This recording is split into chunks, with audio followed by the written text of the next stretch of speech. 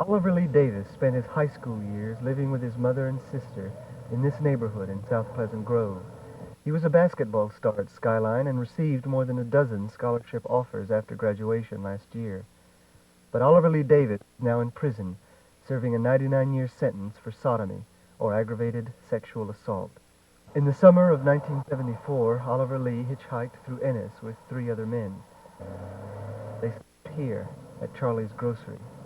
According to a clerk, Louis Zabojnik, that nigger pulled a knife on me. Oliver Lee and his companions were indicted in Waxahachie for armed robbery. The others plea bargained and received 5 years. Oliver Lee pled innocent, but he was found guilty and in March of this year given a 10-year probated sentence. He waived his right to appeal because, as his lawyer, Clifford Davis, Oliver Lee did not want to run the risk of another trial, but he had to run that risk anyway. Ellis County prosecutor David Bass, now in private practice, tells what happened. In January of '75, this sexual assault occurred while he was in jail awaiting trial on the robbery. He was tried for the robbery in March. He was indicted for the sexual assault in April and was tried eventually in the month of June. There were 3 witnesses against Oliver Lee, 2 whites, including the victim, and a black prisoner. County prosecutors admit that the black witness was involved in the assault, but because evidence against him was weak, he was not brought to trial.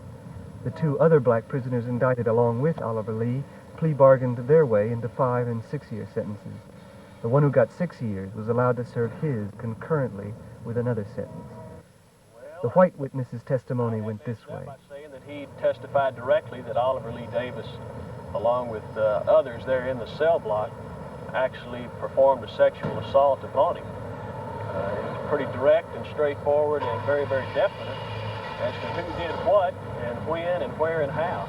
But Oliver Lee's attorney and some of those who attended the trial insist that the victim did not remember clearly who had attacked him, and there were those who perceived something else in the courtroom. If one could have sat in that courtroom, you could smell the stench of bigotry. You could feel the staggering kind of words that leaped from the prosecutor's mouth, and the kind of jury that the second jury was nothing like the first jury. I think there was very little feeling in the community towards the trial. It wasn't highly publicized, and I don't think there was a lot of interest generated in it. Did you feel that there was any racist feeling in the courtroom toward Oliver Lee Davis? I didn't sense any in the portions of the trial that I attended. The very first jury that gave him probation for robbery was an all-white jury, as well as was the second. Whatever the feelings were, Oliver Lee was found guilty. The jury sentenced him to 99 years in prison.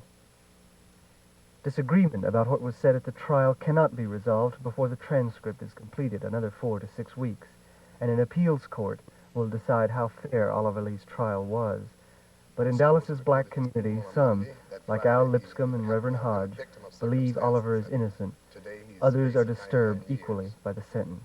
The circumstances surrounding this case are very, very cloudy, and that we in the community need to help provide assistance, legal assistance, to erase the doubts, to clear up the doubts that we have regarding the sentence and the alleged crime.